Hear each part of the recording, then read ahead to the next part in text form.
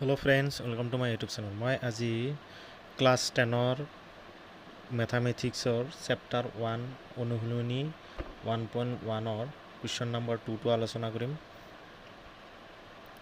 Question number 2টো আছে, দেখুওৱা যে যিকোনো যোগাত্মক অযুগ্ম অখণ্ড সংখ্যাই 6q + 1, 6q + 3, 6q + 5 আৰ্হিৰ য'ত q এটা কোনোবা অখণ্ড সংখ্যা। ধৰা হ'ল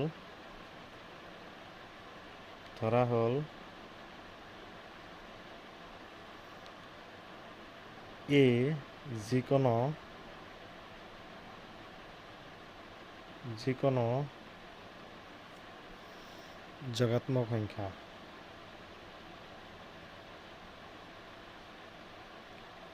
যোগাত্মক সংখ্যা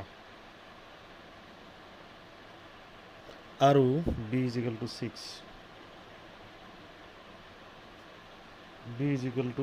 6,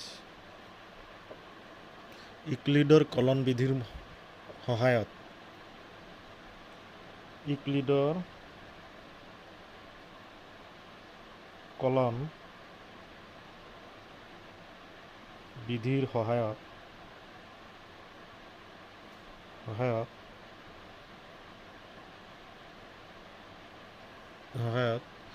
a = 6q + r। ইউক্লিডৰ কলন বিধিৰ সহায়ত আমি কি বিধিমতে কি পাওঁ? a = 6q + r, য'ত 0 ≤ r ≤ 6, য'ত q কোনোবা অখণ্ড সংখ্যা,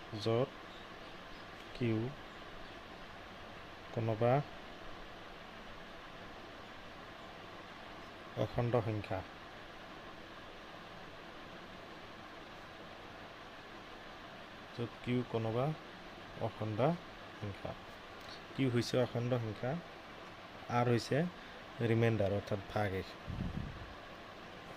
গতিকে r = 0, 1, 2, 3, 4, 5। যদি r = 0, a = 6q যুগ্ম, a = 6q, r = 0 বুলি ধৰি লওঁ। ইয়াতে কি হ'ব? a = 6q অৰ্থাৎ r 0 হৈ যাব। 6q + r 0 হ'ব। 0 আমি ডাইৰেক্ট 6q লিখিব পাৰোঁ। এইটো কি হ'ব? 6q। q যদি 1, 2, 3 ধৰোঁ, কি হ'ব? 6, 1 ধৰিলে 6, 2 ধৰিলে 12, যুগ্ম।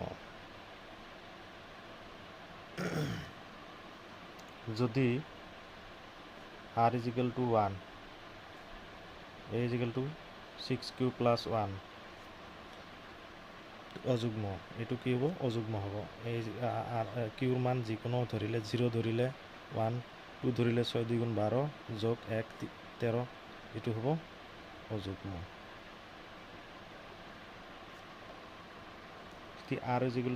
যদি r = 2 ধৰা যায়, a = 6q + 2, এইটো হ'ল যুগ্ম। যদি r = 3 ধৰা যায়, a = 6q + 3, এইটো হ'ল অযুগ্ম।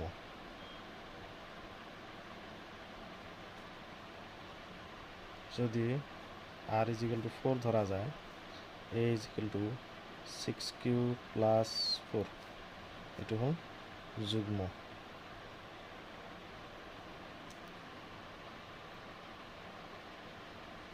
যদি r = 5 ধৰা যায়, a = 6q + 5, অযুগ্ম। গতিকে যিকোনো যোগাত্মক, এতিয়া কিউবান দেখা পালোঁ, যিকোনো যোগাত্মক অযুগ্ম সংখ্যা 6q + 1 বা 6q + 3, 6q + 3, 6q + 5 আৰ্হিৰ য'ত q এটা কোনোবা অখণ্ড সংখ্যা। গতিকে যিকোনো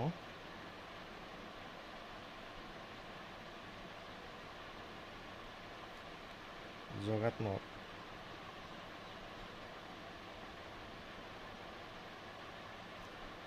যুগ্ম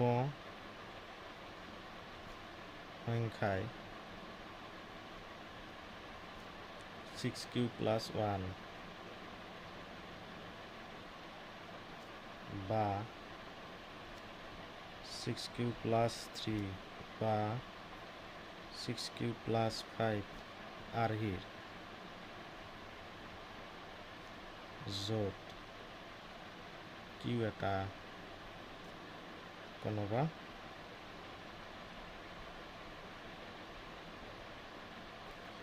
অখণ্ড সংখ্যা